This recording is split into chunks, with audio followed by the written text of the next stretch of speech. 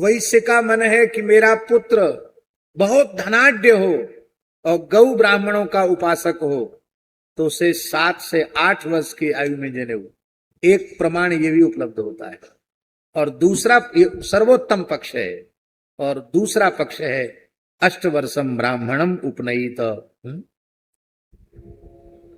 11 वर्षम क्षत्रियम और 12वें वर्षे वैश्यम उपनयित, ये भी। तो समय से जनेऊ धारण करो।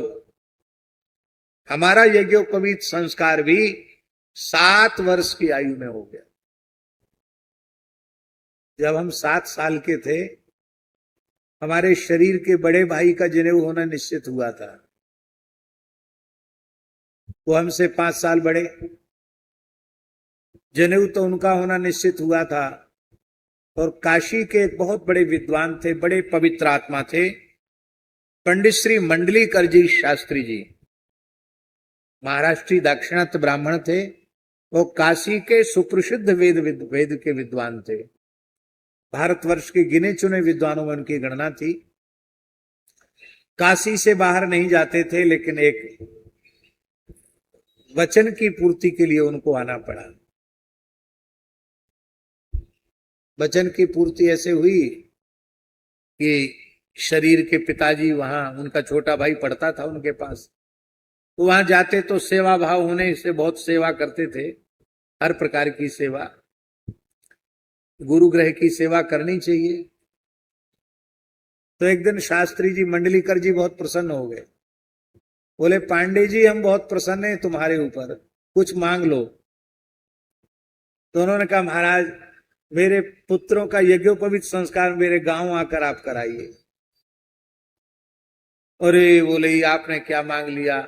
मैं काशी से बाहर जाता नहीं हूं, काशी की सीमा का अतिक्रमण नहीं करता, कहीं नहीं जाता हूं, लेकिन एक ब्राह्मण को मैंने देने को कहा और ब्राह्मण ने मांग लिया, तो अब हम अपना नियम छोड़कर जाएंगे और हम जनेऊ कराएंगे।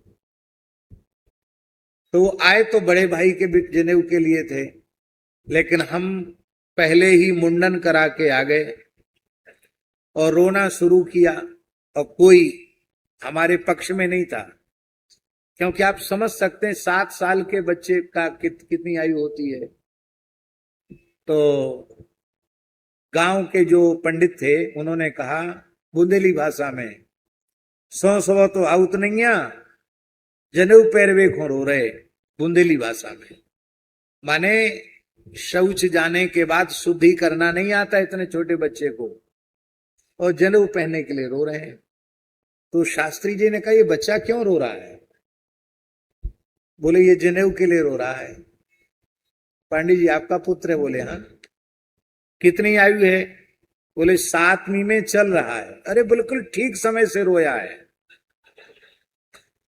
हमसे बोले हम कराएंगे तुम्हारा जनेऊ। तो उन्होंने हमारा यज्ञोपवीत कराया, गायत्री का उपदेश किया। हमने अपने मलुक पीठ में जो वेद पढ़ाते हैं आचार्य जी, उनके पुत्र का 5 वर्ष की आयु में प्रयोग किया कि जब शास्त्र में लिखा है तो इसका कहीं प्रयोग करना चाहिए। तो उसका 5 वर्ष की आयु में यज्ञोपवीत संस्कार कराया। उस बालक का नाम है राम स्नेही मिश्र। आज वृंदावन के सुप्रसिद्ध विद्वानों में है उसकी गणना, राम स्नेही मिश्र की। अवस्था छोटी है और 125 विद्यार्थियों को पढ़ा रहा है। वेद, व्याकरण, न्याय, साहित्य जो चाहो सो पढ़ लो। तो सुंदर कथा भी कहता है, माई मेरे श्याम लगो